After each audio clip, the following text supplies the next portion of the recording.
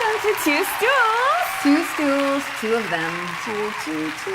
That's what we're saying.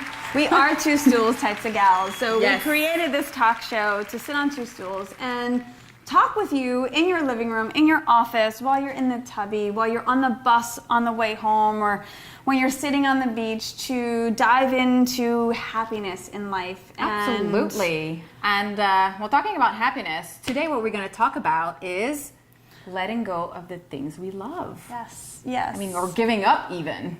Yeah, it's like we're getting into spring. Spring is a time of rebirth, and we think about letting certain things go to make room for the things that might be coming into our lives. So it's like making space for something that we might be holding on to that needs to kind of let go. Just like your spring cleaning with your closet, and you're hanging on to things that you haven't worn.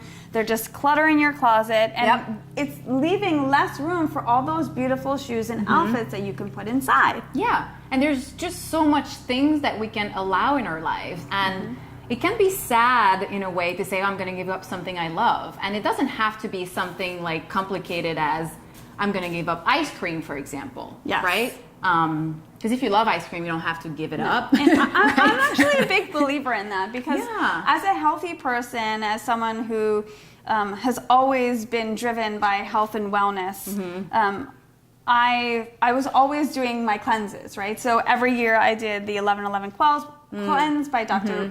Littman. And last year, I don't know if you remember this, but last year I was doing my cleanse, and I was in the middle of the cleanse, and I was like, you know what? I want to have a glass of wine, and I want to have a piece of chocolate. I remember that. And I was like, and she did have a piece of chocolate. And I had pasta. And, you know, because you can't, I really just wanted that stuff. Right. And I decided that you can give things up, but you don't actually have to. And that's the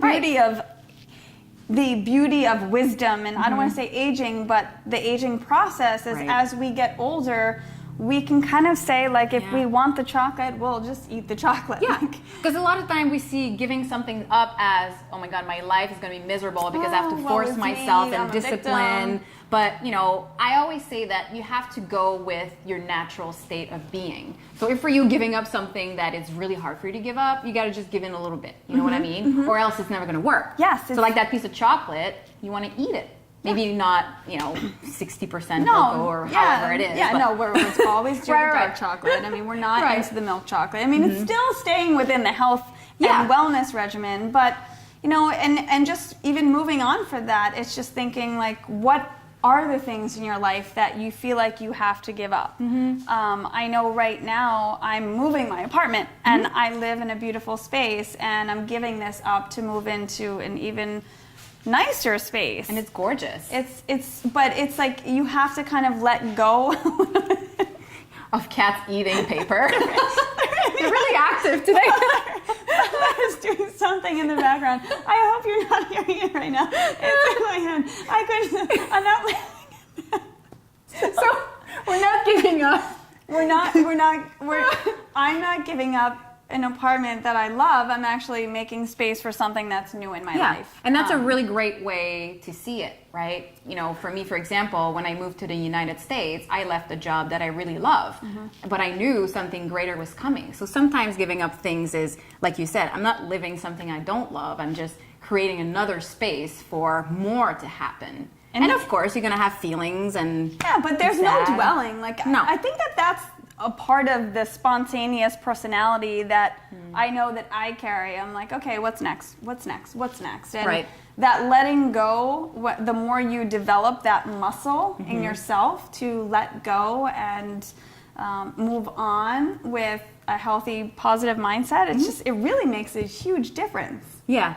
And you're going to notice, like, when you start practicing that, let's call it the art of let it go. Yes. Like, when you start practicing that, you're going to attract different things in your life. Right? Because sometimes we know there's something better for us out there, or a decision that's going to support us in where we are at the moment, and we don't have the courage to take it.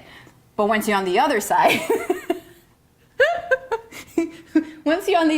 come on, Butler. Well, he's climbing over here. But once you're on the other side, it's freedom. It's total freedom. the cool thing is, like, you know, actually the cats are letting go of how the space is right now, so that's why they're extra excited. But that's a good thing. They're excited about the new right now. It's like, oh,